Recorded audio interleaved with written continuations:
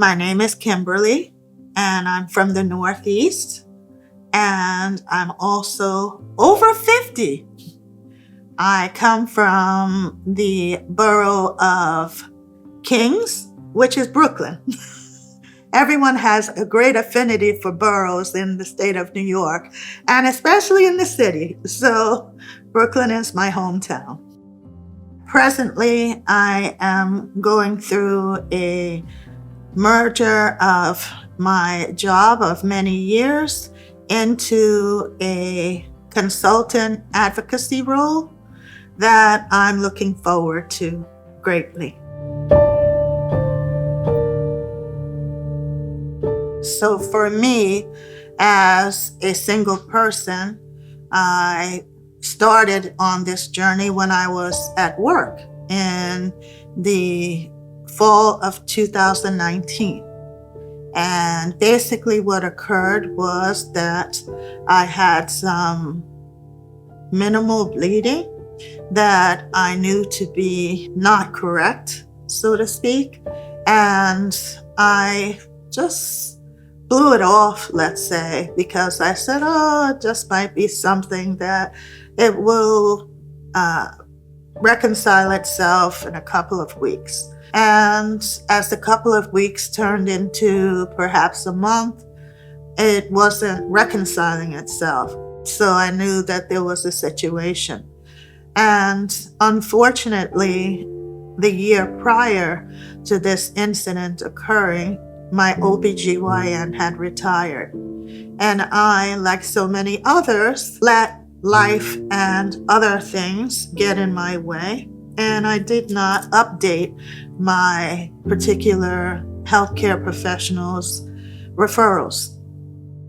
At that point, I had no real choice but to seek out from my other family and friends a healthcare professional that they would recommend to me. When I received my appointment, I went in with just a minimal amount of anxiety because I knew what the particular exam was going to be about. And so I just wanted that portion to be over with so that I would find out what exactly was the dilemma.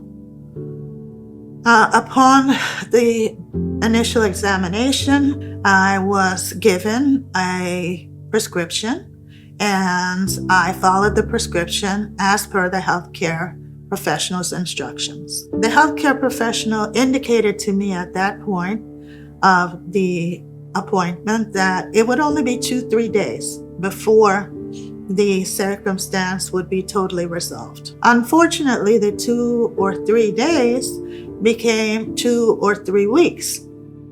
I did return to the healthcare professional, and subsequently I was scheduled for a procedure called a DNC, which would be able to give me some rest and also to find out further from biopsies that would be taken at that time. I received a call approximately 3.5 weeks later from my healthcare professional indicating that I should contact another healthcare professional immediately.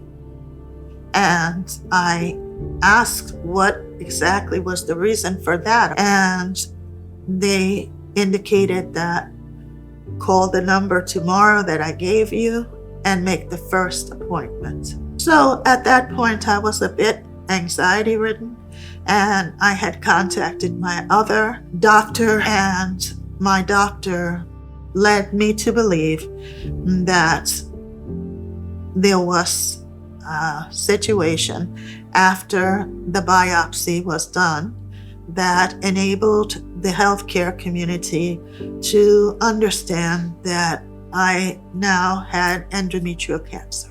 I was, needless to say, devastated.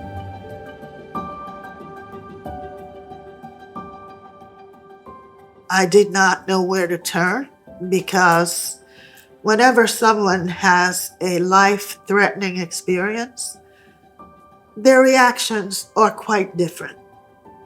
Some reactions can be that minute, some reactions can be delayed, but the primary reaction I had was of numbness. I didn't know what I should do.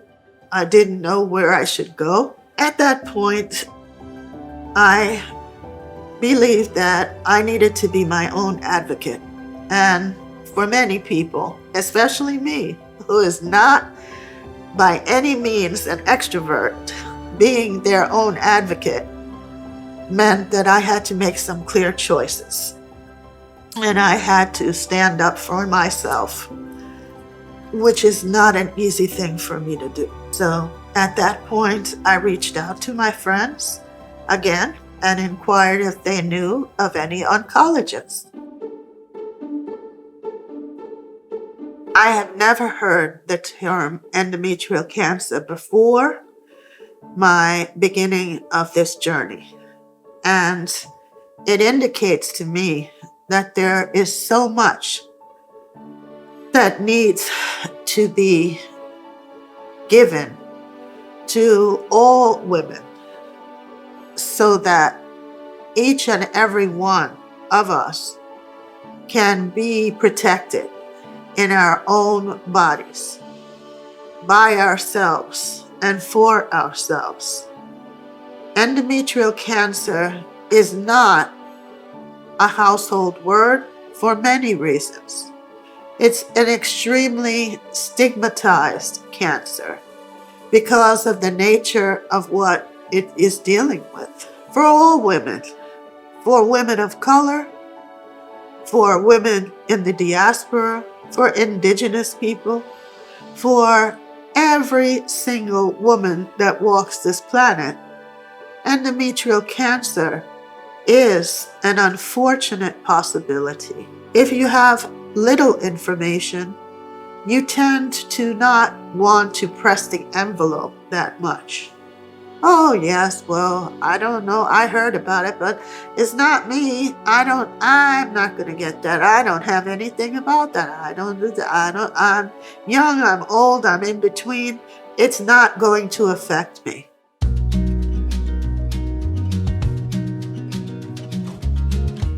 When I engaged my current healthcare professionals, and they began a series of genetic testing. It was important to me to have the genetic testing done for my family members because I did not want anyone to go through what I've been through under any circumstances. And I truly believed at the time that there were no family members on either side of my tree that had this disease. And I was correct. And genetically, there is no genetic link to my family tree and this cancer.